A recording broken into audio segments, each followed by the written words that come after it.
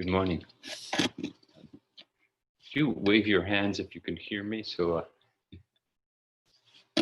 great. So, so from this end, this all feels a little abstract. This is the first time we've done this, so we're not quite sure what's going on. Usually we rehearse things endlessly and then do them. So this time it's ad lib, which is kind of fun and a little confusing. I'm going to give you a scan of this room. You can see we're in the San Francisco, or the Tassajara Zendo. During the practice period, we spend most of our waking hours. And now, for the first time ever, we have brought broadcasting capacities into the Zendo. Who knows what this means for the future?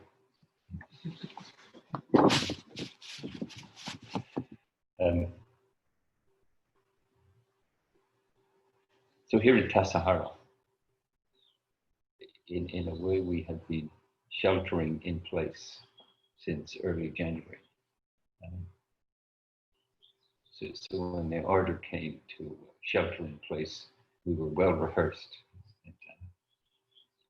and capable of following those instructions. And yet, at the same time, that order totally disrupted our way of doing things. The monastic order of the Ango, the practice period here at Tassajara, it emphasizes togetherness. We sit together, we eat our meals formally together, we work together. When the bell rings, we even go to bed in our own separate quarters at the same time and get up at the same time. So this sheltering in place created for us a new normal. We had to take apart a 1,000-year-old tradition and try to capture the essence of it and bring it into a new set of circumstances. So that's part of how I'd like to address you in this talk. But what I'd like to do is I'd like to start with the poem that I started the practice period with. The poem's called We Look with Uncertainty by a poet named Anne Hillman. And I was thinking, when I was thinking of reading this poem, I was thinking, yes, but the uncertainty that we had in mind then is not the uncertainty that's facing us now. Or maybe it is. We look with uncertainty beyond the old choices for clear-cut answers to a softer, more permeable aliveness, which is every moment at the brink of death.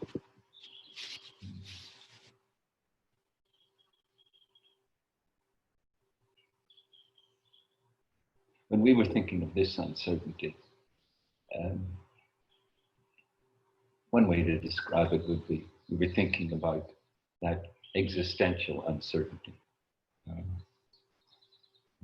That life keeps changing, life is unpredictable, and we're in that web of existence together. We're part of it. We can't separate from it.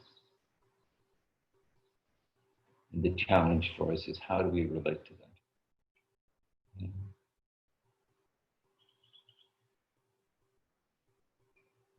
As I was reflecting on that, I was thinking of this curious daily dialogue that happens around the COVID-19 virus. I was thinking of the daily newscast by President Trump and Dr. Anthony Fauci. Thinking of President Trump seemingly unreserved, flamboyant, free associations as he presents whatever it is he presents. I mean, I have never seen any of it live, just read about it. And then Dr. Antonio Fauci, this model of uprightness, this model of deliberate, intentional response. I read somewhere that he said, I will say what is true, and whatever happens, happens.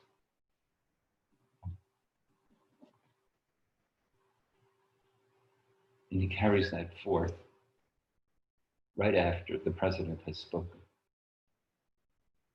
And often says something quite different on a factual level from the president. But when asked, is he contradicting the president? He says, I say what's true for me. I say what I have gleaned from 40 years of epidemiology and studying the facts and statistics that are presented on a daily basis.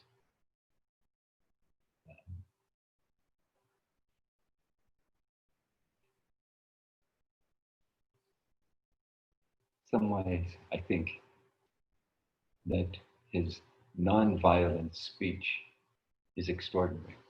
I think he's the Dalai Lama of epidemiology, reported such an upright character. And apparently, he has a long history in this regard.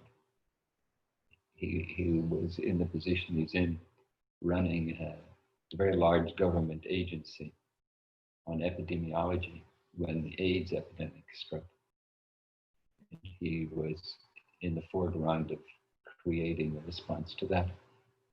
And now he's in the foreground of creating a response to the COVID-19 virus. But I was also thinking, don't we all have something of what the president has within him? Aren't we all prone to take a variety of pieces of information and to examine them in the context of the self? Aren't we all a little prone to the contagion of the fears, anxieties, sadnesses, grief that arise in relationship to this virus? And then don't we weave a narrative from it with the same extemporaneous flamboyance? Although usually most of us do it in the privacy of our own living room. We don't do it in front of 20 million people. But still, there is a notion in Zen, following a statement by Yunmen, where he said, the medicine and the disease arise together. But this curious combination between getting caught up in our fears and anxieties and sadnesses and grief around all of this. But let's face it, happens on a level that's hard to comprehend. We have never experienced something transform our world in a matter of weeks. It seemingly has touched almost every country, if not every country. This is a new event, and here we are in the throes of it.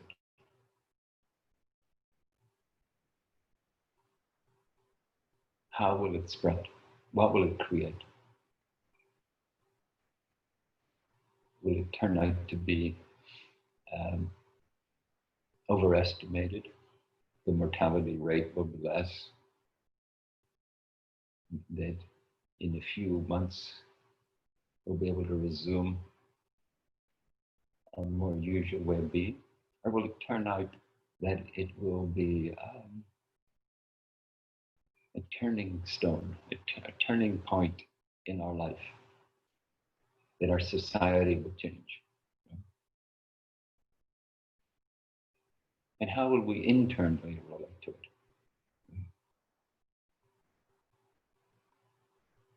Will this help us face, each one of us face our emotional life in a more thorough and honest way? Will we, after this, be able to admit to ourselves the ways we feel lonely, the ways we yearn for the comfort of others, the ways in which we prefer to know, we prefer to have some sense of control? I read an article recently and it said there's two kinds of uncertainty. The first kind of uncertainty is epistemological. Okay? What we know. Maybe Dr. Fauci could expound a little on his, I say what I know. I say what I know given the limited information we have. When do we not have limited information about our own lives, about who we are, about the conditions of existence that we're facing? And yet, in the middle of that, we put together a version of reality. And then the other kind of uncertainty is called aleatory. If you haven't heard of that before, neither did I until 4 days ago. It means the randomness of our existence. Even if, to the best of our ability, we behave in the appropriate manner, do all the right things, eat the right amount of vegetables and fruit, get the right level of exercise, meditate, do yoga, all those wonderful things. Still, we are subject to causes and conditions that can radically change our life in moments.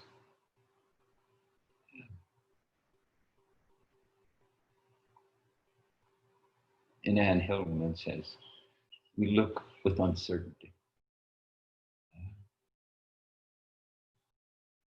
And that uncertainty opens a doorway for us. And does that instruct us? Does that challenge us in a way that we grow? Does that draw us closer? I mean, how amazing to think that so many people in the world, from the United States to India, from Japan to Brazil, in many countries in the world, the people of many countries in the world are sheltering in place.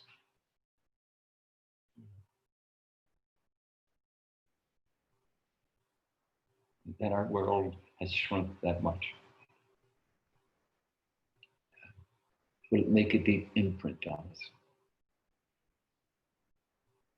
Or at some point, will we sigh with relief? Maybe when a vaccine has been created and we can all return to so-called normal, individual, separate, predictable, controllable existence.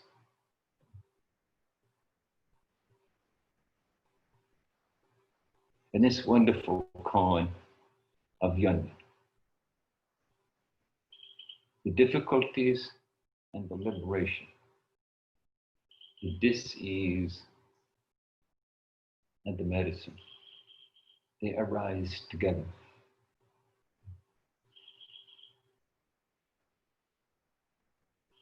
How does that happen?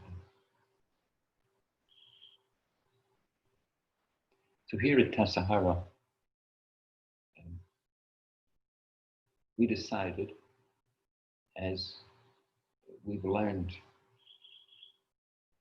over the years, to have a ceremony to end something, to end our strict schedule, 1,000-year-old schedule that dictates each part of our day. We decided to have a ceremony and allow ourselves to acknowledge, experience what it is to draw something to a close. Something's coming to an end. Not when we had planned, not because we prefer it that way, but because circumstances dictated. The uncertainty of impermanence has spoken. And so we did.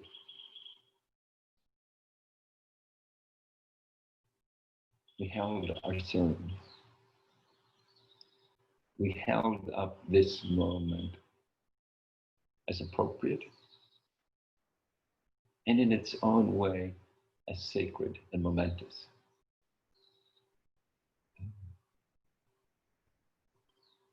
And then we set about creating what was going to come next. At first, the thread of information around the characteristics of the virus provided us with a little information, and then a little more, and then a little more.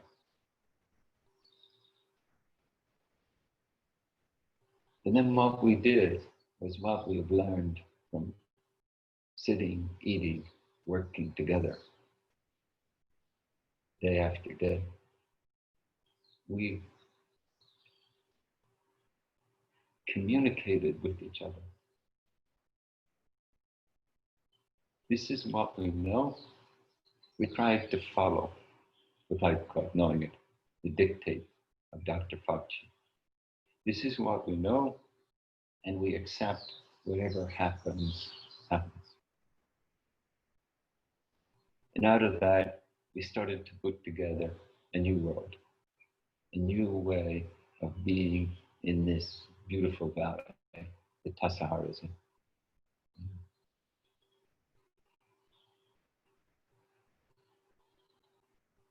We asked ourselves, in the spirit of Zen, what's appropriate response? What is it now that is appropriate in dealing with what we're dealing with?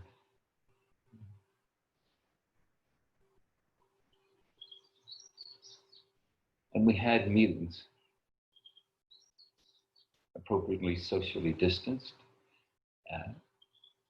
to hear each other's voice.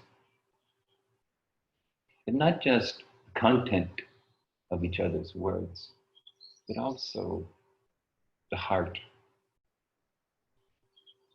and sensibilities of each other's being.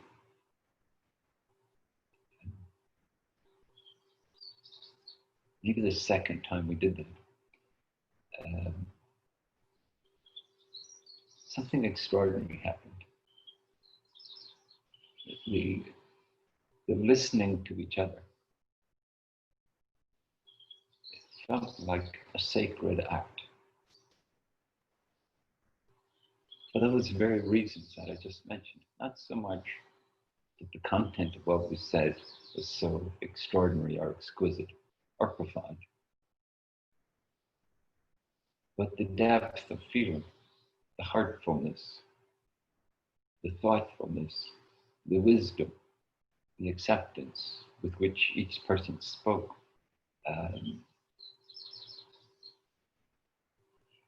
fortified us all.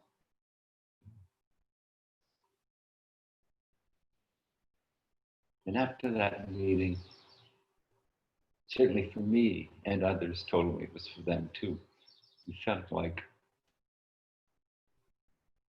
whatever happens, happens, and we will face it. We will relate to it, we will adapt to it, and we will continue to practice. And we will create a practice environment. To me, this is medicine and disease, creating each other. The young man goes on and he says, the whole world is medicine.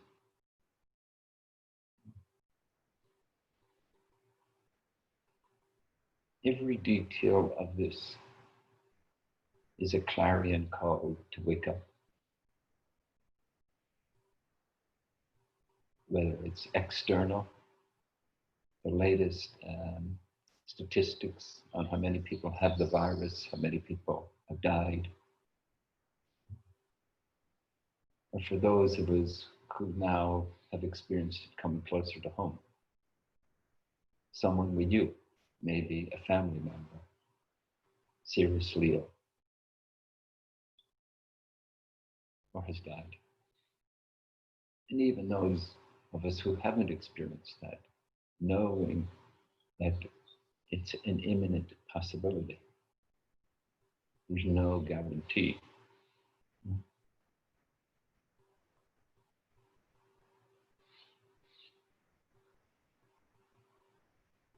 So as we took up those formidable definitions of our new normal,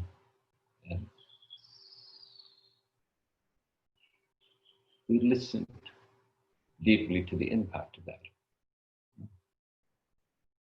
And all this, I would say, how I'm describing how we here at Tassajara responded. I think this is the challenge and the opportunity for each one of us.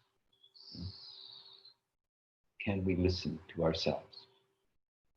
Can we attend to and acknowledge our moments of vulnerability, our moments of a sense of loss?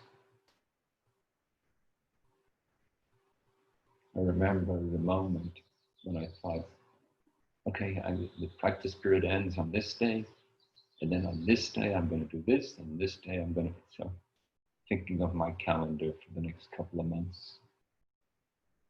And then realizing none of that is going to happen. It's a different world.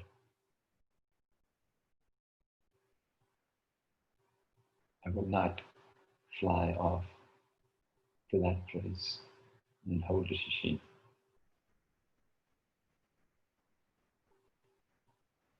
I will not be at City Center on the 18th of April, sitting in the Buddha Hall in a very familiar setting. Of course, I had no idea I'd be sitting here talking to my computer, which isn't that responsive. But somehow I feel obliged to stare straight at it.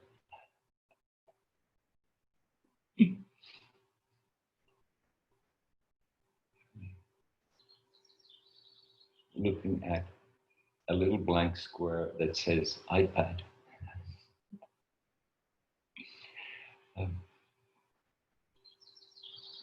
So this medicine and disease subduing each other.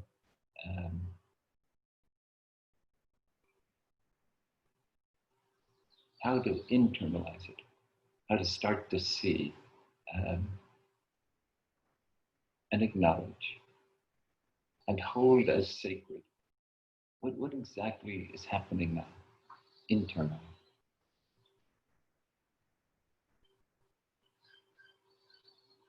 And what is it to relate to it? And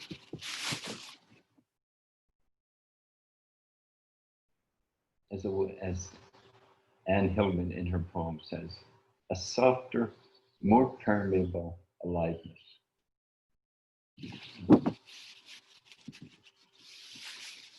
I think sometimes we can think that practice will make us maybe less permeable, that we'll be able to withstand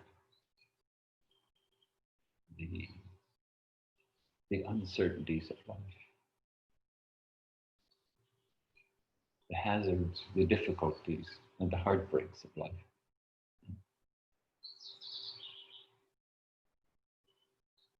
And then to discover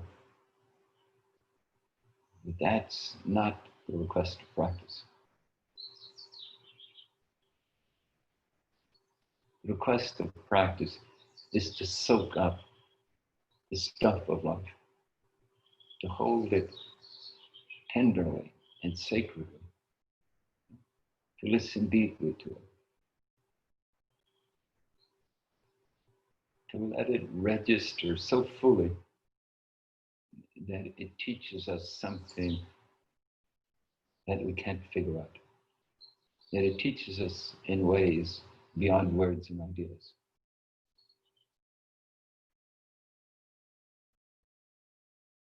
It is Anne Hillman goes on and says, on the brink of death.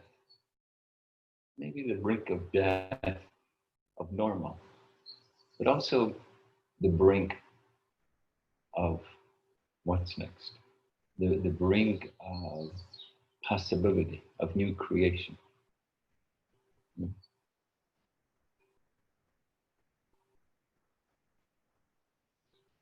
And here the challenge for us is in the midst of these challenges, in the midst of these difficulties that will, in our humanness, stir up our vulnerable emotions, our difficult emotions. In the midst of that, how do we find the fortitude and the courage and the straightforwardness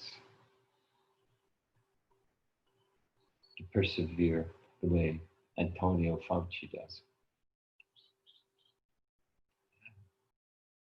I was wondering, is what we're seeing now the product of his 30 years of handling the AIDS epidemic?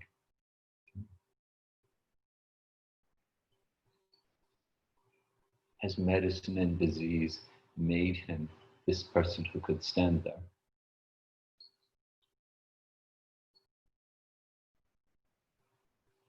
And honestly declare, we don't know yet.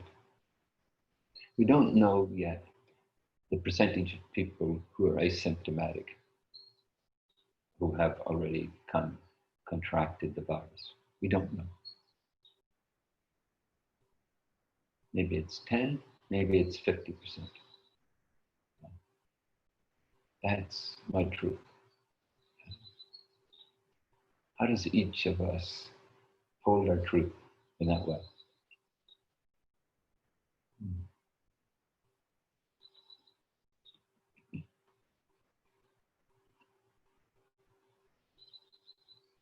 A little picture just popped up called Rastas, and wonderful little girl sitting on her father's, I assume, well,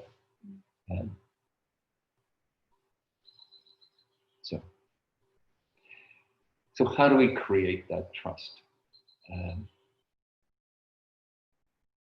I think the challenge, I mean, if we look at it with our thinking mind, the challenge is to see how our usual patterns of creating predictability and control are not effective. They never have been.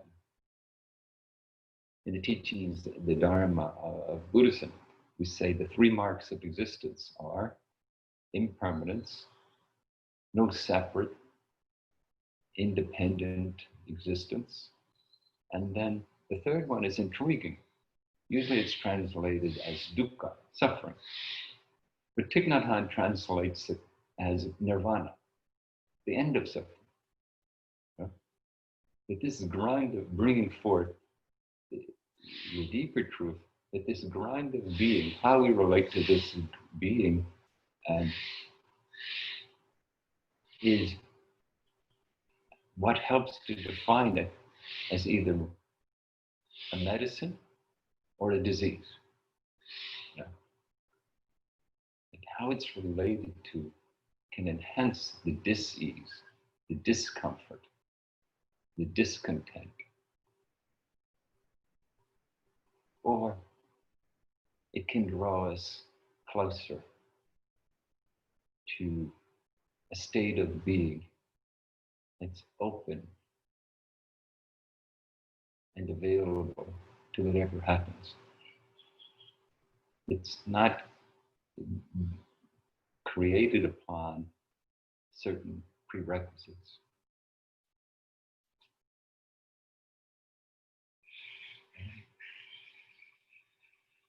So how do we do that? So Buddhism would teach two ways. That we find moments, we find ways in our life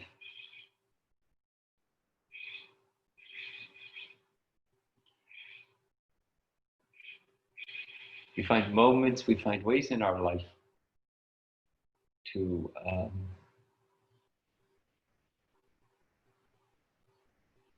give preference to being present, to being upright, to letting something soften and open, find its depth and its stability. And in the Zen school, we call that zazen. Sometimes arising through cross-legged sitting. Sometimes listening and feeling deeply the words of others, as we did that night when we had our community meeting.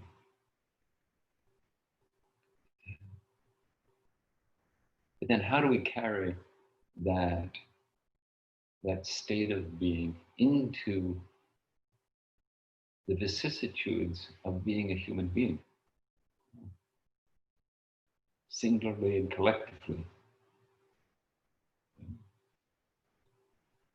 looking for each one of us, looking at and honestly acknowledging how we get stuck, how we get pulled back into negative thinking or emotions, how we struggle to create something that operates according to our own preferences. And that looking deeply, that holding it as sacred, that listening and learning from it, individually and collectively, that's what helps to build the ground of trust. When we trust the process, and it's not contingent upon knowing the outcome.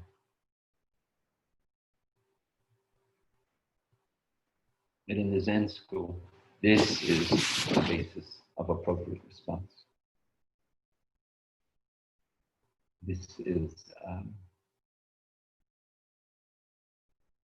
how the whole world becomes medicine. And Yunmen finishes his koan this way. He says, medicine and disease create each other. The whole world is medicine. What is the self?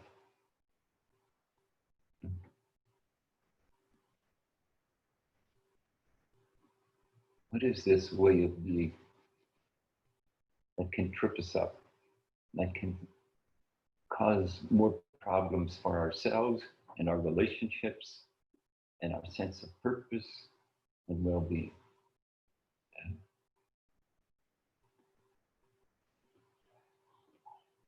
And what is it to liberate? What is it to discover the courage, the honesty, the humility, the steadfastness of meeting our life as it appears? And so here's Anne Hillman's poem. We look with uncertainty beyond the old choices for clear-cut answers to a softer, more permeable aliveness, which is every moment at the brink of death. For something new is being born in us, if we but let it. We stand at a new doorway, awaiting that which comes, daring to be human creatures, vulnerable to the beauty of existence, learning life.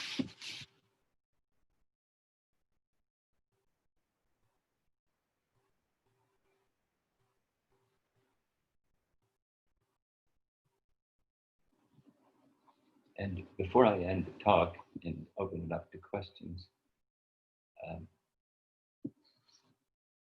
I would like to read you a poem that is the collective works of the Sangha here at Tassajara. Yesterday, I asked the Sangha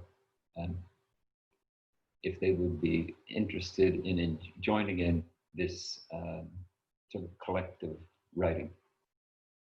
And I asked them if they would start with these words: what I want you to know. There's a way in which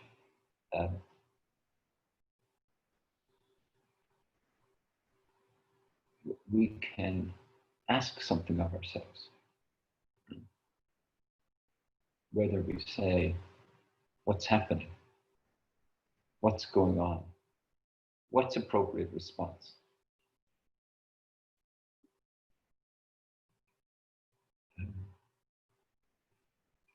And of course, all we're really asking is, how is it appearing for me right now? If I attend to it as thoroughly as I can, what can I say? What I want you to know. That was the opening question. And then when we have that kind of intentionality, that way of engaging, it's as if we were acknowledging that which we could almost say within us knows. That we have been living this life, and this life has been teaching us. And that usually we're more caught up in the consequences of our thinking and the realities it proposes, and what we like and don't like about them, and not so attentive to what's being deeply learned. So this phrase, what I want you to know, is attending to that deeper way of being and what we've learned. And often as we explore it, it's a surprise to ourselves. And sometimes it takes a patience to let it rise up into words or ideas or visions or images. So here's the poem. Fortunately, many people in the Sangha here took up this challenge.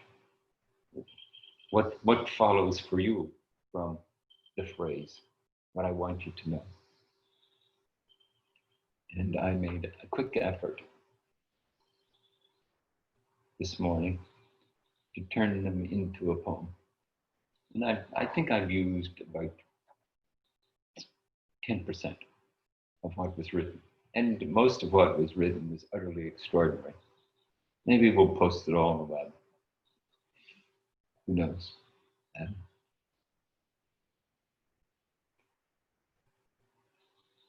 But I want you to know, 6 feet apart, closer than ever, endowed by 4 billion years of evolution, this human body is enough. You are enough. We are enough. Wherever you are right now, make it a temple filled with compassion, listening to what wants to be known, like you, precious and worthy of love. Keep flowing. The hiking trails have sprouted grass and wildflowers, turning the Zen dome inside out. Constant and always changing. Now is all we have. Moment by moment, appropriate response.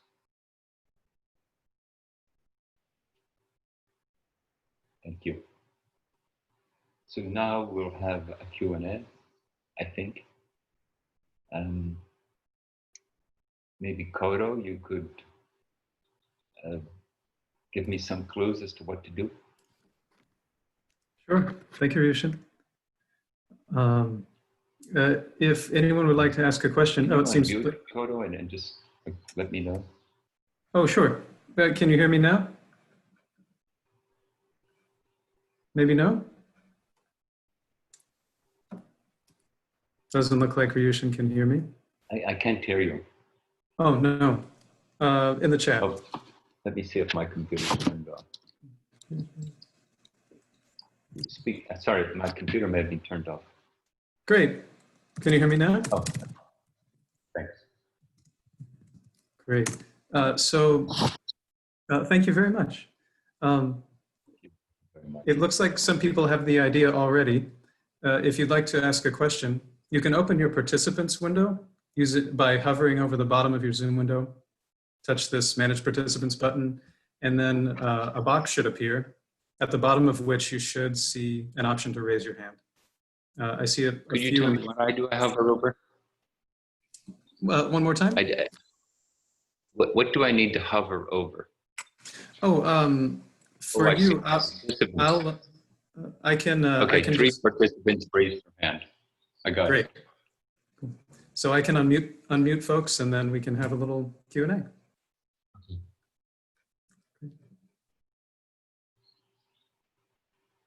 And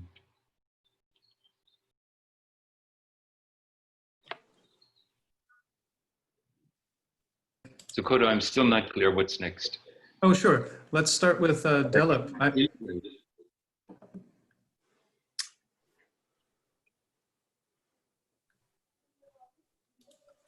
And Takuda.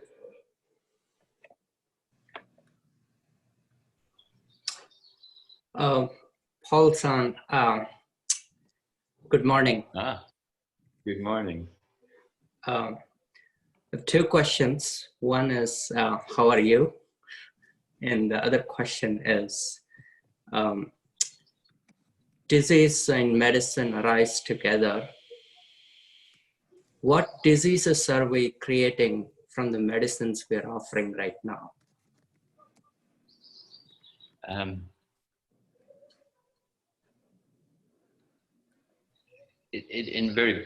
First of all, I'm fine. And even though I had to abandon my scheduled events, it's turned out to be a marvelous gift of seeing springtime at Tassajara and being in community in a way. Usually we order ourselves so thoroughly that spaciousness and doing nothing seems elusive. But now we're treating ourselves, I think, a little better and enjoying it. What disease?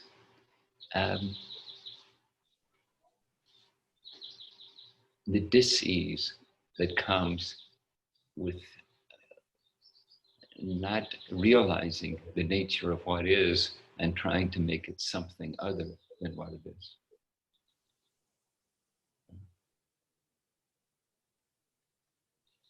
And maybe in regards to the virus and all the anxieties and distress it has produced, maybe trying to not accept that it challenges our vulnerabilities and our sense of security and predictability and control. And I think I feel particularly blessed being here, and certainly hope that everyone can find their sangha, their place where they can listen deeply and talk from a deep place and have others listen. You know? I think this is the opportunity of our time. I mean, I have noticed, I have received more messages from friends who were just asking, "Are you okay?" You know? Yeah. And it's been delightful, you know, like how usually we're all so busy doing the wonderful things that we do. It's such simple messages, we don't send them. But now it's different. The medicine has come to meet the disease. And I hope you're finding a less busy schedule too.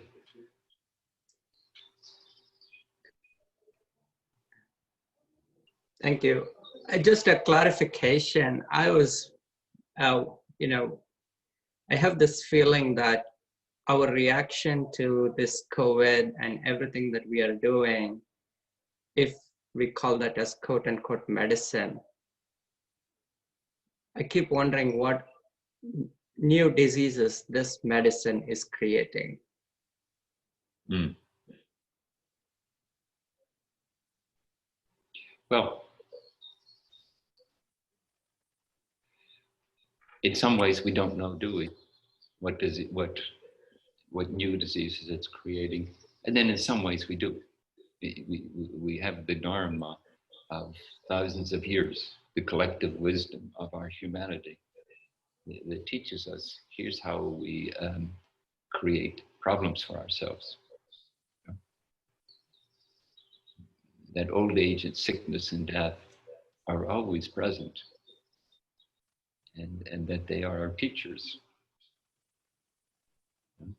It's not for nothing that they're sometimes described as the heavenly messengers. And they will remind us what's important.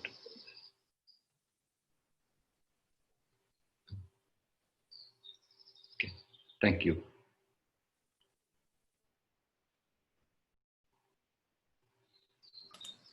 Tim Wicks? Hi. Hi, Tim. Paul, thank you so much. This was wonderful, this historic event. And to be in the Zendo right there, and we can actually hear the Tassajara birds. So even though we're at a distance and going through technology, I'm still emotionally having the same response that I do when I'm sitting in that room with you. So thank you all, everyone who put this together. My question is, the appropriate response is a concept that we put into practice in Zen. Yes. Can you tell me, in 30 words or less, what the relationship between the concept of justice and the appropriate response is in our Zen practice. So this is a general question. Thank you. The concept of justice in our Zen practice. No, I think in a way, when we look at the books on law, and we look at the phrase jurisprudence, there's a humility to it. It's not saying this is an absolute. It's saying this is an important thing for us to attend to, and as we attend to it and arrive at conclusions, we should always hold those conclusions in the context of that we're continually learning. You know? So that justice is the product of our collective learning. You know? What has our experience regarding this particular topic or issue?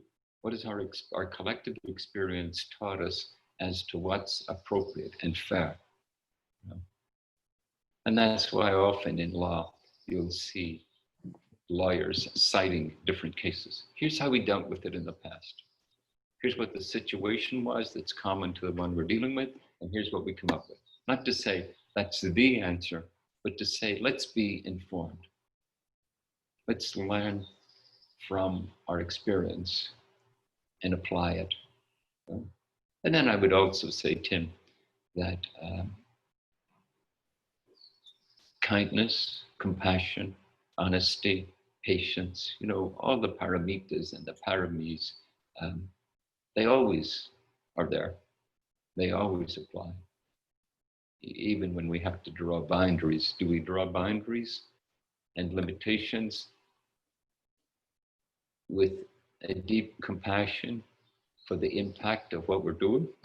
Or do we draw the boundaries with a sense of entitlement or even aggression towards those who are going to have to live with the consequences? I mean, I think that is woven into justice, you know, especially from the point of view of the Dharma. But without that, those attributes, legality becomes a dry mechanism that sometimes produces injustice.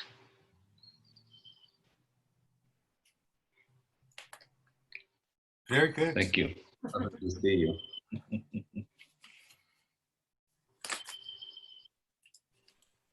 Next, Joseph.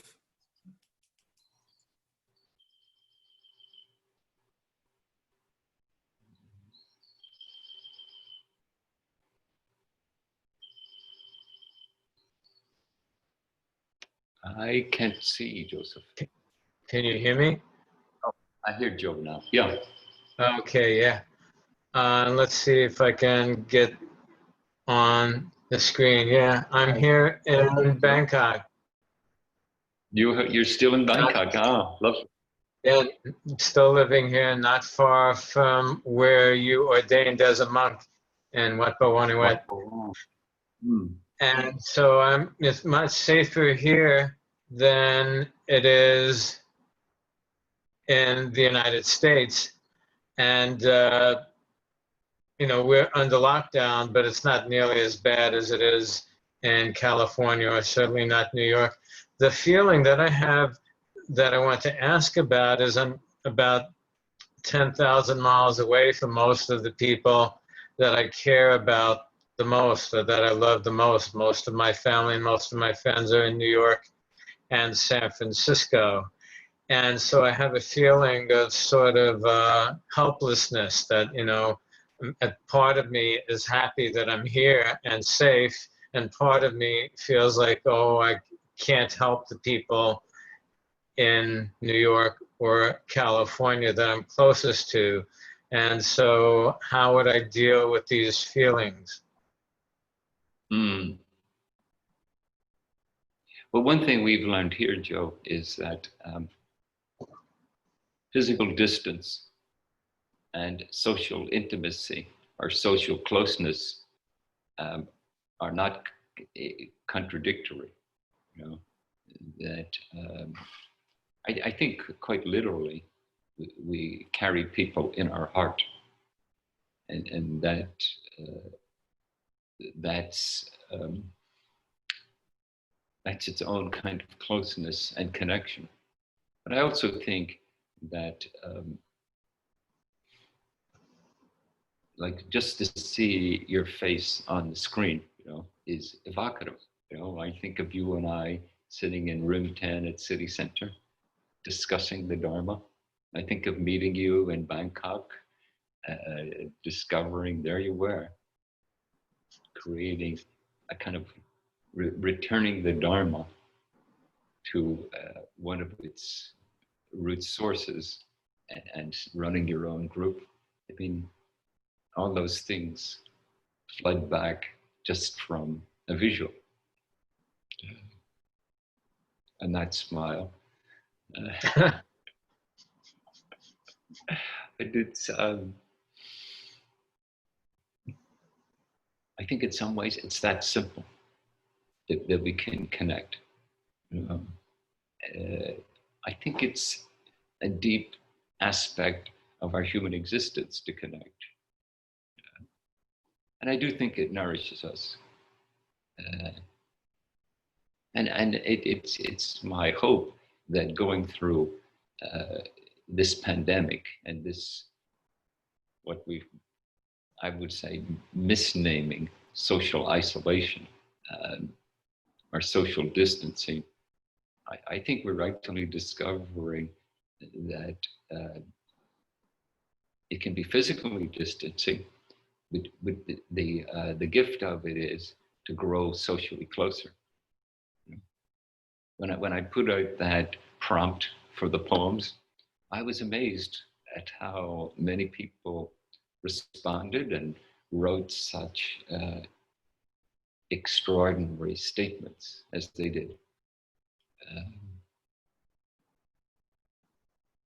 That we're all, as you know, only too well from your own poetry, that we're all endeavoring to put voice and word to the human experience,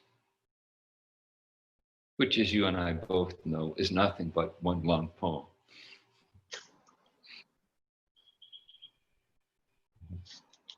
It's the one long poem of humanity. Yeah. Each one of us adds our own voice. Yeah. Okay. Lovely to see you. I hope you're doing well. Yeah, I'm fine. It's good to see you well. Yes. Take care. You too. Chris Burnham. Thank you very much for doing this. I'm also really enjoying hearing the birds of Tassajara. It's, I miss it. So it was kind of difficult to focus on the talk for a few reasons, but so if I'm asking you something that you already said, I want to apologize in advance, but I don't think you really, basically, you mentioned Thich Nhat Hanh's translation of dukkha as nirvana, and I was wondering if you had any thoughts about. It was his translation of. It was his translation of one of the three marks of existence.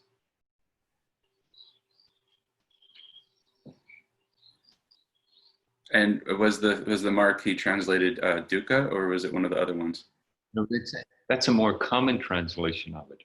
Oh, okay. The more common translation of that mark of existence is dukkha. And he translates it as nirvana because it's like the difference is like saying, well, the common human way to respond to existence creates dukkha. And he's saying the capacity in responding to existence can open the gate of liberation and create, the capacity is there to do that. The opportunity is there to do that. So I guess what's the like original or sort of more root mark of existence that gets translated in these two seemingly contradictory ways? The codependent arising of each moment. That would be the root of the characteristic. And then that can either create dukkha or that can create nirvana, dependent upon how it's related to.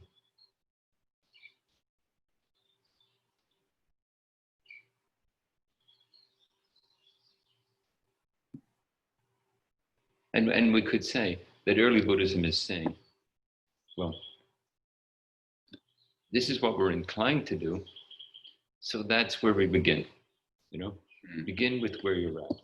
And we're inclined to create dukkha, so start there. And notice that.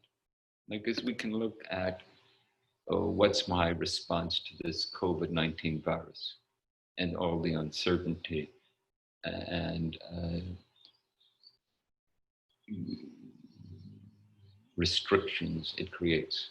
You know, what do I tend to do? You know? And then as I look at it, what do I learn from it? How do I turn that learning into action?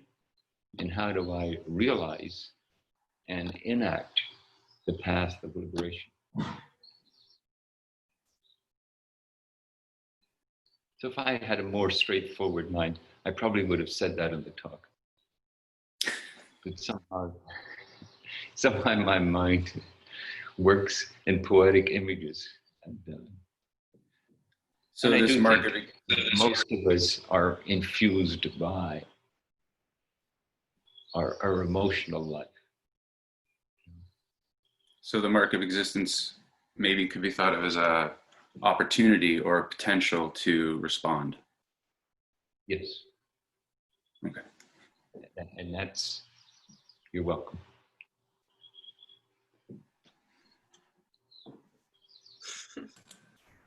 Lower Cleveland. Yeah. Oh, hello, Paul. Hello.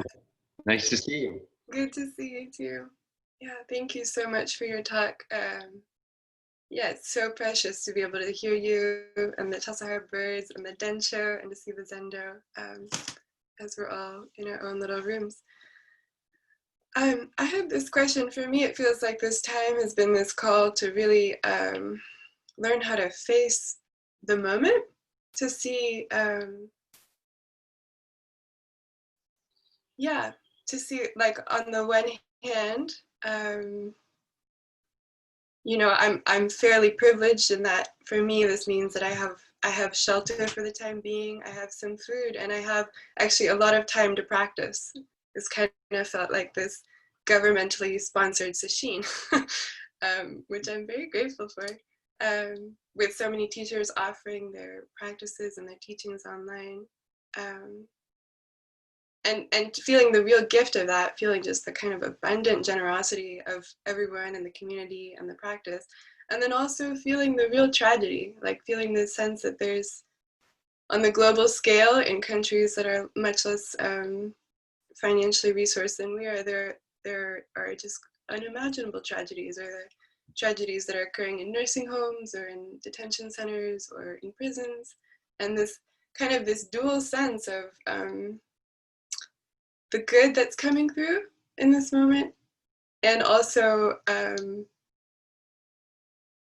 yeah, just the tragedy, how many, you know, selfish actions have resulted in horrific consequences for so many people, or, you know, being motivated by ignorance or by greed or by hatred. And really, yeah, I guess I just feel a strong call to be able to hold it, to be able to see and contain that whole spectrum.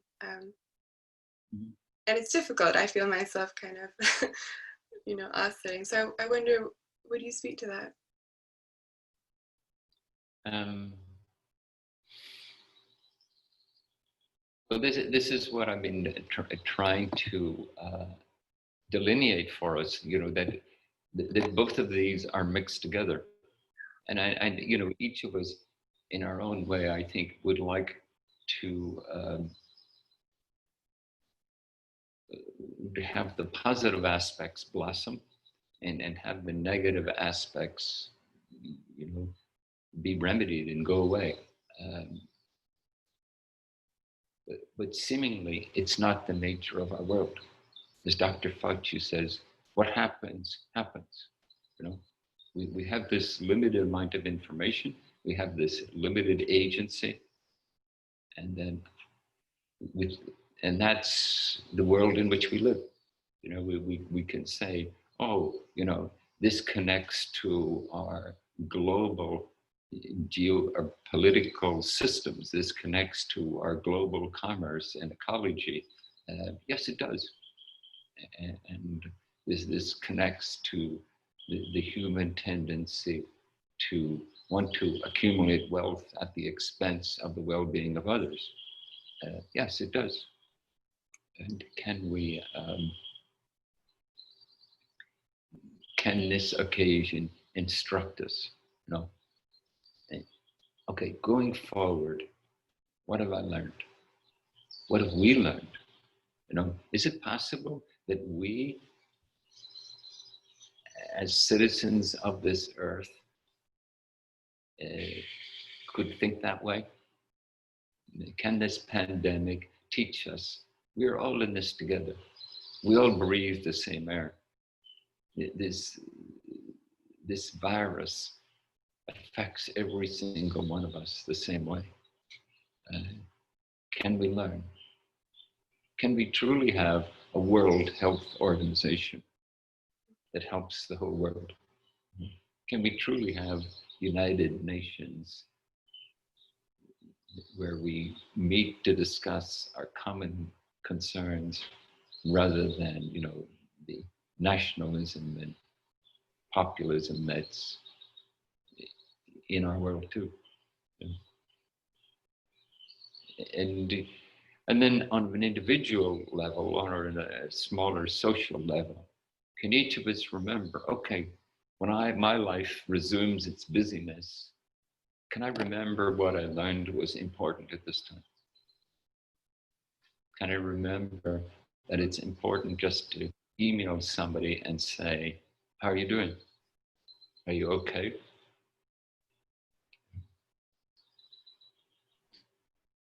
I mean, this virus is just one part of a continuing story of our life.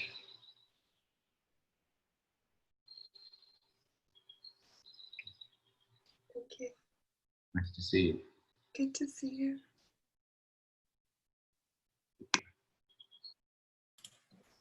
Jody. Hi, Paul. Hi, Jody.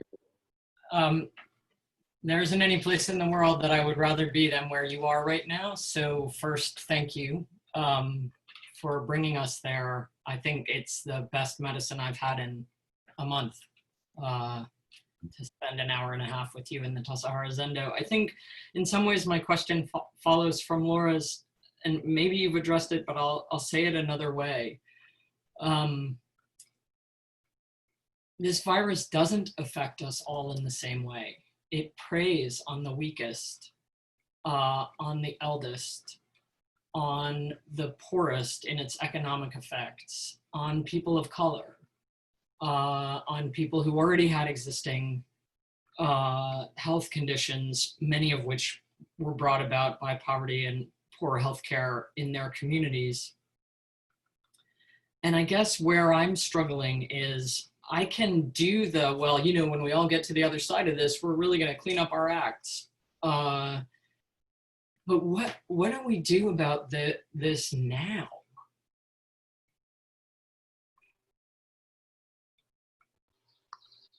I think the first thing to do is acknowledge the lessons we're learning. And I would also say, I think throughout our lives, we've received many teachings and many learnings And how thoroughly have they registered, you know? Like, have we done the inner alchemy that helps something to turn from a concept into something that becomes part of who we are and who we're going to be? Yeah, I think that's the challenge for us. And I would say some of the things you outlined are an inevitable part of the human condition. And then some of them are primarily the consequences of our political structures and our economic structures. And I think the first one is asking for a deep, compassionate acceptance. And maybe the second one is asking for a more proactive and thoughtful. I mean, I think as Buddhist practitioners and Zen practitioners, our non-dual approach, that we're not doing this because someone else is wrong and they need to be, you know, rebuked in some way. That I think the compassion and tolerance of our tradition is that we can all behave in ways that are misguided, and we all need to look carefully at what we're doing and the consequences of it, and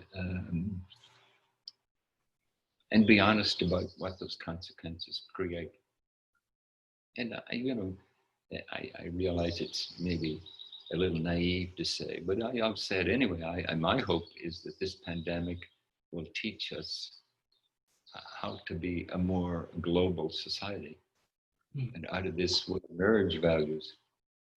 I mean, I think we're tentatively learning, well, if we're going to deal with this, we need to collaborate on the data we're providing for each other, on what our particular country's research has created.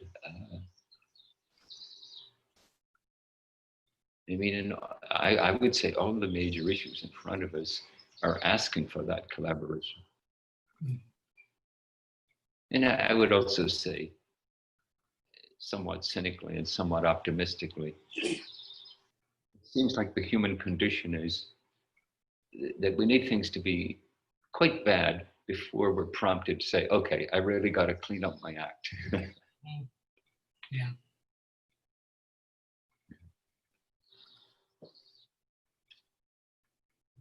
And would that be a picture of Bhutan behind you? That's Ladakh, Paul. That's my other Ladakh, home. sorry. That's my other home. So that's the Zanskar Valley in Ladakh. Wonderful. Lovely to see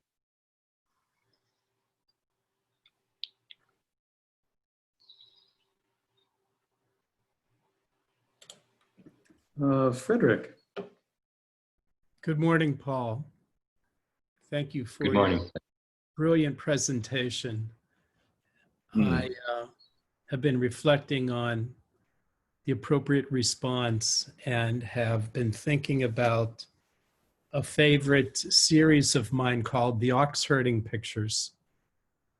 Actually, drew the ox and drew the little person thinking it may be me on the ox, the 8 pictures of the ox and the confronting one's ego. And the last picture is the student returning to town to then share what one has learned.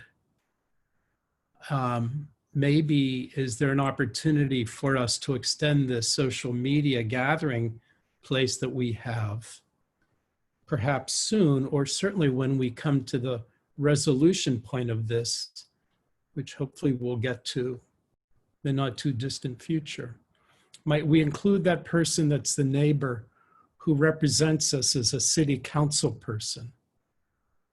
Or might we include someone who's maybe a neighbor a little bit further that represents us in the state capitol, wherever we may be, to start to talk to them about a more compassionate economics so that we take our support, our wisdom, the Sangha that we have built, to include it more in the social sense, not in the social sense, but in the civic realm, because we don't, I feel, discuss nearly enough the possibilities that we have as a Sangha in the world. So Freddie, part of my thinking in setting up this phrase, what I would like you to know, Right. is that just the way you spoke, it's like you were following on from that statement. I would like you to know these kinds of inclusion, these kinds of connections are important, because this is our learning, can we share our learning with each other, not in a pompous way, but that each human experience is precious and each human experience creates its knowing. And as I was saying in the talk, when we speak from that place, something is added to the collective knowing. When we speak from that deep place, that isn't just another repetition of our own confusion, that we've been touched deeply and we speak from a deep place, I think is a powerful contribution. In a way, when I was recounting the community meeting we had here, that's what was in the room, speaking from a deep place. And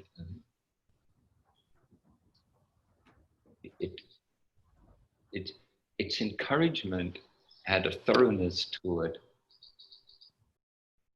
without any specificity, Mm-hmm. Oh, I'm encouraged because I know for a fact we're going to get this at the end, or this is going to happen.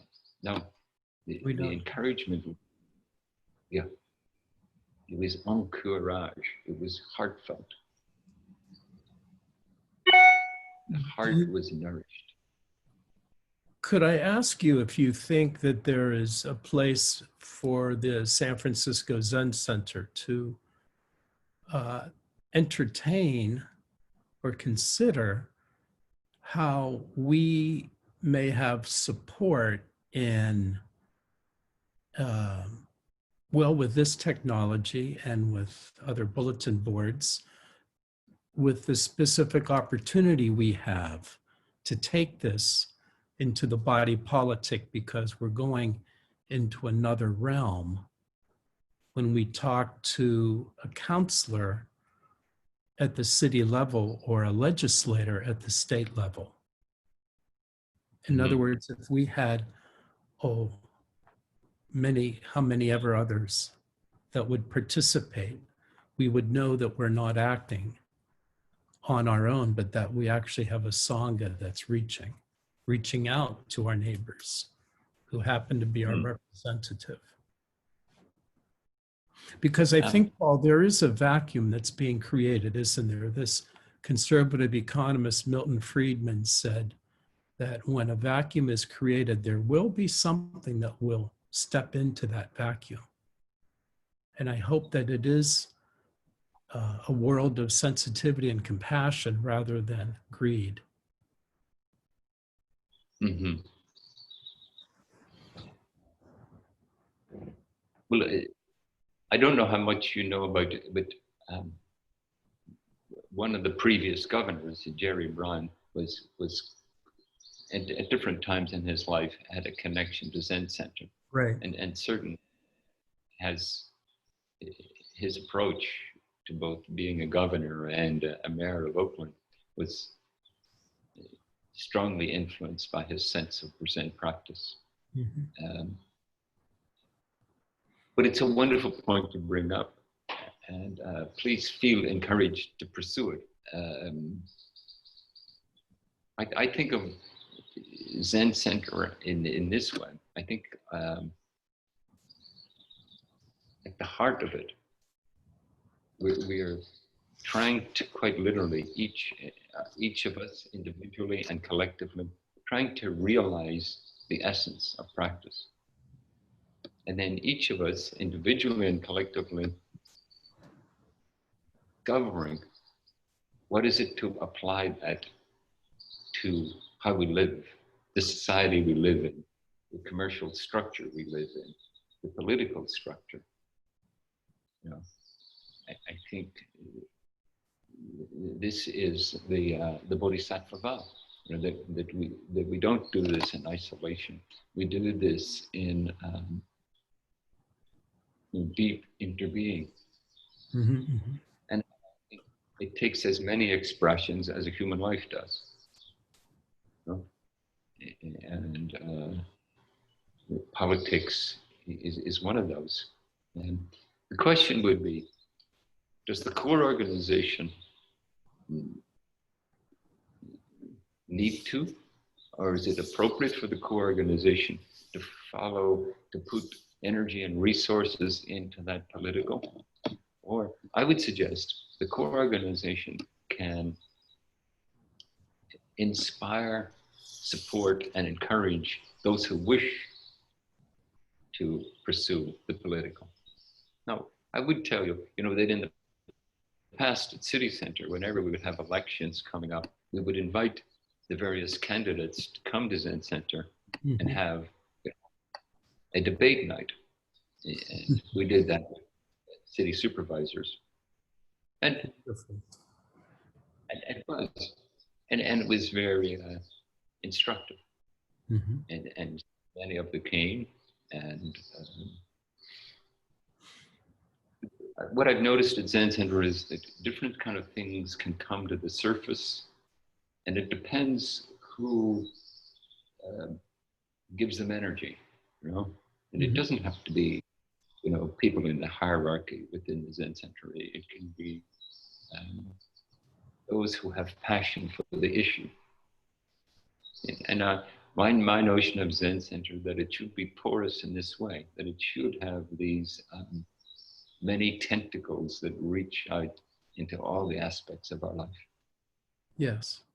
And I appreciate the Zen Center's participation and previous involvement. Thank you very much. Deep Kasha. Thank you.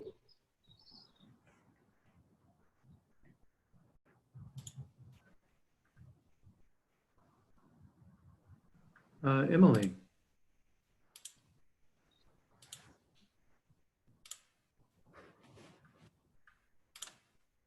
Can you hear me? Yes, I can now. Hi. How delightful. Yeah, I echo what everyone says about the preciousness of being able to see you in the Zendo and know that the cherry blossom is extravagant. I think I have a question that follows up kind of on what Laura was talking about. And I'm curious about your thoughts on functional denial. I feel like, oh, did it cut out? No, it didn't. I was just curious as to what you meant by functional denial. Right. So, you know, I've been studying a lot of neurobiology, and what I know is that if the limbic system, our survival system, gets triggered, and particularly if there's trauma, it actually shuts off access to the prefrontal cortices that are like the center of awareness. So kind of, you know, if you work with someone with trauma, or if you work with your own nervous system, and that's what Zazen is like developing our capacity to bring awareness to this survival mechanism state. And that's how healing occurs. That's how the past is integrated with the present. And so for me, like the functional denial is, I really need to care for my nervous system right now. And it's really important for me to maintain my capacity to be aware But then I think about what I have to cut off to do that. And for me, that means not watching the news very often. And so I'm just curious about how we make those choices, because in a way, what we cut off is an exercise of privilege. You know what I mean? Yes, I do. Yeah. So I'm like toying with that for myself. And, you know, ultimately, I think it's so important that we keep our capacity to be aware always, but we can't always control conditions. But like the active blocking off of conditions is interesting. But if we look at ourselves as an organism that's always trying to sustain its homeostasis, you know, we can see that as we introduce the request to be aware, that we're also challenging the many ways the body and the mind have created for themselves coping mechanisms. You know, as you just said, well, that one of the trauma mechanisms is to shut down, you know. And then we could say, which is one of the very early teachings of Buddhism, that is, we're promoting this awareness. There's two factors. One factor is stabilization, and then the other one is opening. And they're not in competition, but they are more both are acknowledging the human tendency to sort of calcify in its efforts to create homeostasis. And that each of us needs to tend to that balance and that interplay and discover what's appropriate for ourselves at any particular time. And then I would say, you know, the word I would use would be the yoga of practice is to delve into the yogic skill of stabilization and the yogic skill of opening. Because both of them require a skillfulness. You know? That stabilization is not avoidance.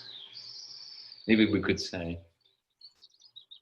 it's rather than use the term functional denial, I would use the term functional withdrawal. You know? That in a way, because the media, you know, the design of media is to create attention to their particular news outlet or whatever, you know. So to give it drama, to give it a kind of a start and a message, you know, that's what draws you in, you know. No, if it's classified in a more matter-of-fact way, you know, then to our nervous system it would be a lot less impactful, and it could just be just quite simply still as informative. Know this about the world we're dealing with. You know, what is it that sets my nervous system on edge? What is it that leaves me feeling overwhelmed or confused? You know? And then what is it helps me to create stabilization and a sense of buoyancy and clarity. Thank you. I like that frame of renunciation. I'm just thinking about some of the awareness work I've done as a white person, kind of facing the trauma of slavery or something, and how that can, like, the immense pain of that reality can be overwhelming, you know? And so I just don't want to be like cutting off things that are part of the awakening of my own heart, you know? Yes, exactly. but I do love the reframe to renunciation. I think that's beautiful for me. Okay. Thank you.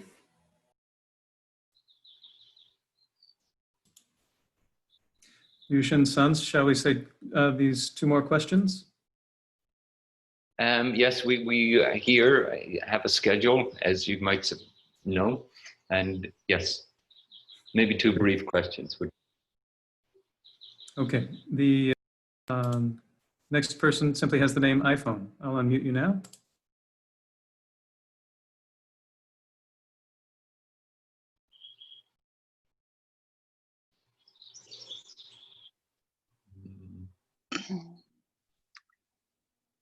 Am I iPhone?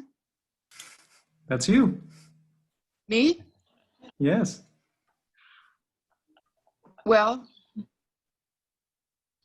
I want to say to Abbot Paul that I saw him in December, and he told me how Santa Claus comes down the ladder outside the San Francisco Zen Center to see the children. So I am very glad that you are doing this. I am in Venice, California, and we are under lockdown. So I want to thank you for doing this, and I hope that you can continue doing these.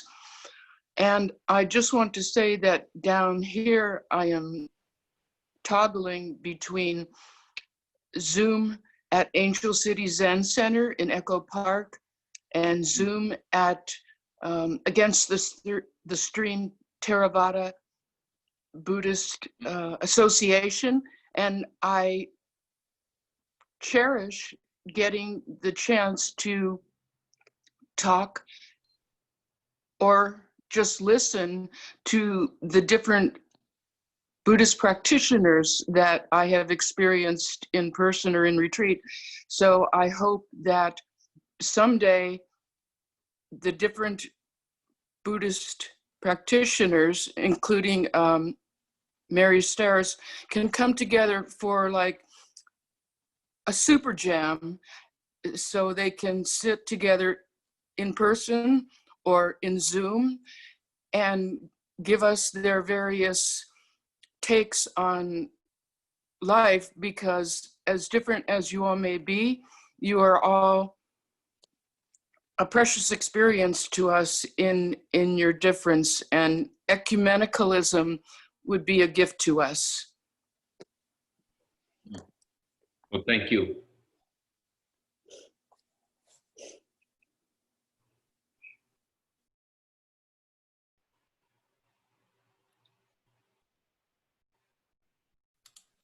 Our last question will come from someone with the screen name administrator. No, I don't know how they get that name. I'm Cecile. Cecile, where are you, Paul? I want to see the screen. Right here. Okay. Hi, Paul. Thank you so much for your teachings. I always look forward to the live stream very, very much. And I just want to talk about all the exquisite things that have happened, and they're very radical. The head of the United Nations asked that all wars stop. And this should, of course, be the top news of the day, and it doesn't get that promotion because of our crazy media system. But there are radical things happening. I live in a small part of Berkeley where there were 69 next door neighbors asking to shop for me as an elder. And there's so much extraordinary things. And I have a small little poem from Amichai, Yehuda Amichai. Behind all this, some great happiness is hiding. And I love that quote from Amichai. I just feel very, very positive about things that are happening. The governor, Gavin Newsom, has been really radical, I feel. In his inauguration speech, his 2.5-year-old crawled up on the stage, and instead of him handing the baby back to the wifey, he held the child and delivered the rest of his speech. That's radical. So there is movement happening, I think. And we do have to, really get rid of this consumer society so that we can experience the great hidden happiness that is there for us. So I just wanted to say those few things. Thank you so much. Nice to see you. Thank you so much, Paul. Okay. And thank you everyone for listening in. Hopefully we'll all see each other again at some other time. So maybe online or maybe in person, who knows? Maybe this won't last forever. Okay.